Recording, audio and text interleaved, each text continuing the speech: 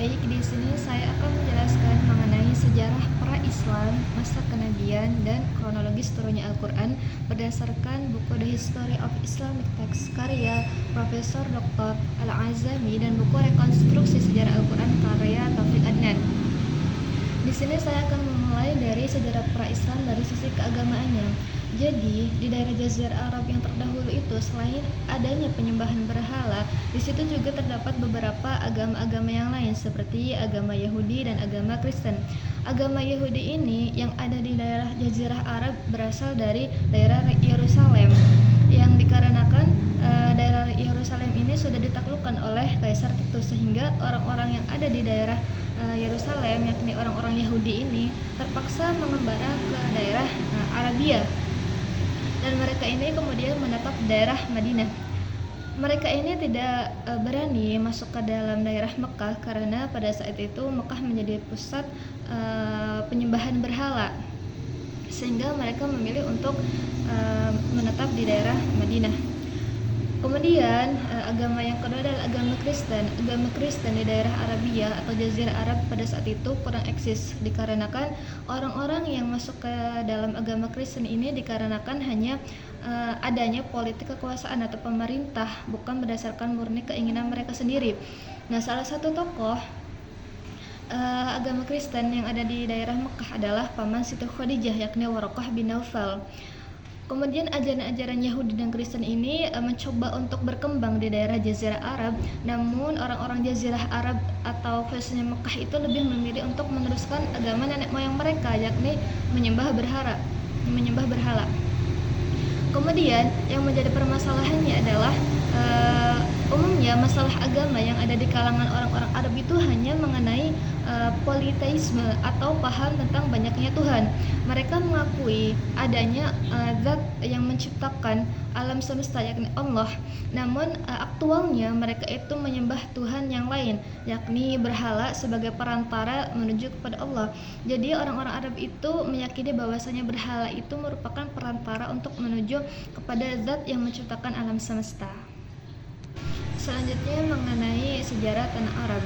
Jadi asal mula adanya tanah Arab ini pasti kita nisbatkan kepada kisah Nabi Ibrahim alaihissalam, ketika Nabi Ibrahim mendapatkan mandat dari Allah Subhanahu wa taala untuk membawa Siti Hajar dan Nabi Ismail kepada atau ke daerah Tandus di Jazirah Arab tersebut. Kemudian Nabi Ibrahim meninggalkan Siti Hajar dan Nabi Ismail di sana. Nah, akibat tandusnya daerah tersebut, kemudian Siti Hajar berdoa kepada Allah Subhanahu wa taala untuk mendapatkan kehidupan yang layak di sana, sehingga doa Siti Hajar ini dikabulkan oleh Allah. Kemudian tanah Jazirah Arab ini tumbuh menjadi daerah yang subur. Dan akibat dari itu juga di sana ada beberapa orang Yahudi yang kemudian tinggal di sana.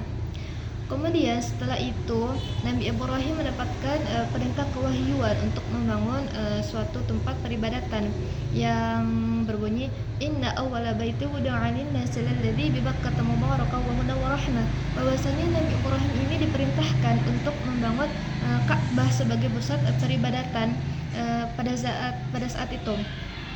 Setelah Mekah kemudian sudah menjadi tempat peribadatan, Mekah ini tumbuh menjadi suatu peradaban yang maju, sehingga kota Mekah ini menjadi jalur perdagangan ke daerah-daerah lain seperti ke daerah Thaif, Najd, Yaman, dan Suriah. Kemudian ketika Mekah sudah menjadi suatu peradaban yang maju, Mekah ini ditangani oleh Qusay yang kemudian sampai kepada Nabi Muhammad. Dan Nabi Muhammad ini lahir pada tahun 570 atau 571 Masehi, yang berasal dari Bani Hashim, suku Quraisy yang dipandang sebagai suku yang terhormat di kalangan Mekah pada saat itu. Sehingga ketika Nabi Muhammad mendapatkan mandat sebagai Nabi dan Rasul, Nabi Muhammad ini merasa aman karena dilindungi oleh sukunya, yang terkhusus adalah paman dan kakeknya. Kemudian ayahnya bernama Abdullah, ibunya bernama Aminah. Kemudian menikah pada 25 tahun dan diangkat menjadi Nabi dan Rasul pada umur 40 tahun. Nah, pada awal mula mendapatkan wahyu, yakni Quran surat Al-Alaq ayat 1-5, Iqra bismi rabbikal ladzi khalaq ila akhirih. Kemudian Nabi ini mulai mendakwahkan wahyu-wahyu atau ajaran-ajaran Allah kepada orang-orang Mekah secara sembunyi-sembunyi atau ruang lingkup keluarga dan kerabat terdekat, sehingga pada saat masa ini terkenal dengan sebutan as-sabiqunal awalun. Nah, kemudian Allah menurunkan lagi wahyu yang kedua mengenai perintah untuk dakwah secara terang-terangan yang ada di dalam Quran surat Al-Hijr ayat 94. Pada saat ini juga mulailah adanya hinaan dan ejekan kepada Nabi Muhammad ketika beliau menyebarkan agama Islam. Kemudian wahyu yang diturunkan Allah kepada Nabi ini merujuk kepada komunikasi pesan ilahi kepada Nabi untuk melarang atau melakukan sesuatu. Kemudian kata auha sendiri ini digunakan dalam pengertian memberi isyarat atau menunjukkan, sehingga proses pewahyuan kepada nabi-nabi ini memiliki 3 tahap atau 3 metode. Namun yang perlu digarisbawahi adalah bahwasanya Allah ini tidak berbicara langsung kepada manusia dikarenakan adanya perbedaan dimensi ilahiyah dan dimensi insaniyah. Oleh karena itu Allah menurunkan wahyu melalui 3 cara. Yang pertama melalui wahyu. Wahyu di sini diartikan sebagai suatu ilham. Dan model wahyu di sini terjadi pada mimpi Nabi Ibrahim untuk menyembelih Nabi Ismail. Nah, mimpi tersebut kemudian dikategorikan sebagai wahyu. Kemudian cara yang kedua adalah dari balik tabir. Hal ini terjadi pada model pewahyuan Nabi Musa yang menerima kitab Taurat di Bukit Sina. Pada saat itu fakallamallahu Musa taklima, bahwasanya Nabi Musa itu berbicara kepada Allah. Namun di situ ada tabir yang membatasi antara kedua dimensi, ini dimensi ilahiyah dan dimensi insaniyah. Kemudian yang ketiga adalah mengutus utusan. Hal ini terjadi pada pewahyuan pada Nabi Muhammad, di mana Allah Subhanahu wa taala mengutus malaikat Jibril untuk memberikan wahyu kepada Nabi Muhammad. Kemudian wahyu yang diturunkan oleh Allah kepada Nabi Muhammad yang berupa Al-Quran ini memiliki definisi makna yang berbeda antara sarjana Islam dan sarjana Barat. Sarjana Islam ini mengartikan Al-Quran berasal dari kata kerja qara'a yang berarti membaca, sedangkan sarjana Barat ini mengartikan Al-Quran berasal dari bahasa Ibrani yakni kiryani yang berarti bacaan atau yang dibaca. Yang dewasa ini dikenal sebagai kitab suci umat Islam. Kemudian Al-Quran juga ini turun di suatu penduduk yang mempunyai kebiasaan berdagang. Oleh karena itu Al-Quran menyesuaikan pengambilan kata-katanya sesuai dengan kultur masyarakat Jazirah Arab pada saat itu. Semisal kata hisab yang diartikan sebagai hari perhitungan, yang pada masyarakat Arab pada saat itu diartikan sebagai perhitungan untung dan rugi ketika berdagang. Kemudian Al-Quran tidak hanya berfungsi sebagai wahyu, melainkan Al-Quran juga sebagai penenang untuk Nabi Muhammad dikala banyak umatnya yang ingkar akan ajaran-ajaran yang disampaikan oleh Nabi Muhammad. Nah, kemudian Nabi Muhammad ini memiliki beberapa peran ketika Al-Quran ini turun sebagai kitab yang harus diajarkan oleh Nabi Muhammad. Yang pertama, Nabi Muhammad ini berperan sebagai pembawa kabar gembira dan peringatan kepada orang-orang Arab jahiliyah pada masa tersebut. Kemudian Nabi Muhammad juga sebagai pelopor pendidikan dengan turunnya wahyu pertama yakni Al-Alaq ayat 1-5. Di situ ada perintah untuk Iqra, membaca. Kemudian Nabi Muhammad juga sebagai guru Al-Quran, di mana ketika Islam ini mulai eksis di Mekah, banyak sekali orang-orang yang kemudian mendatangi Nabi Muhammad, baik dari kalangan orang kafir Mekah sendiri atau bahkan dari kalangan Kristen yang kemudian meminta untuk diajari mengenai Al-Quran. Dan oleh karena itu juga banyak dari kalangan mereka dan kalangan Kristen ini untuk masuk Islam.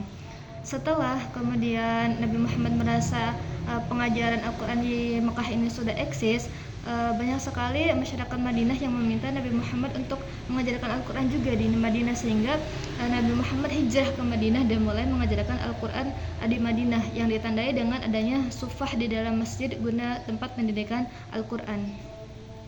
Kemudian mengenai kronologi pewahyuan Al-Quran, masyhurnya dari kalangan sarjana Islam dan sarjana Barat menyatakan bahwasanya wahyu pertama yang turun adalah Quran surat Al-Alaq ayat 1-5. Kemudian wahyu yang terakhir adalah Quran surat Al-Maidah ayat 3. Di pendapat yang lain adalah mengatakan bahwasanya Al-Baqarah ayat 281. Kemudian dari Al-Alaq sampai Al-Baqarah yang kemudian itu menjadi satu kesatuan, wahyu tersebut disusun berdasarkan waktu turunnya surah yang kemudian disebut dengan Makkiyah dan Madaniyah, yakni Makkiyah ini merupakan surat-surat yang turun sebelum Nabi hijrah, sedangkan Madaniyah ini surat-surat yang turun setelah Nabi hijrah. Dengan ciri-ciri ketika ada khitab ya ayyuhan nas itu untuk surat-surat Makkiyah, sedangkan ya ayyuhalladzina amanu merupakan khitab untuk surat-surat Madaniyah. Namun di sini ada perbedaan mengenai susunan turun surat dari awal sampai akhir antara sarjana Islam dan sarjana Barat. Kemudian ada kriteria kronologi Al-Quran. Yang pertama merupakan rujukan-rujukan kepada peristiwa historis yang diketahui dari sumber lainnya seperti kitab-kitab terdahulu, yang kemudian Al-Quran menjadi sebuah penyempurna. Yang kedua adalah sebagai refleksi perubahan situasi dan peran Nabi, yakni ketika sebelum diutus menjadi Nabi dan sesudah diutus menjadi Nabi dengan adanya Al-Quran. Yang ketiga adalah periodisasi tradisional kesarjanaan Islam. Yang terakhir adalah 4 periode kewahyuan dan komposisi Al-Quran. Yang pertama, Mekah pertama atau Mekah awal. Di sini adanya ayat-ayat perintah mengenai menyembah Tuhan. Yang kedua, Mekah kedua atau tengah, dan Mekah ketiga atau akhir. Yang di sini adanya ayat-ayat mengenai pelajaran untuk peribadatan. Dan yang terakhir adalah periode Madinah. Oleh karena itu, setelah itu Al-Quran menjadi satu kesatuan utuh yang kemudian kita baca sekarang.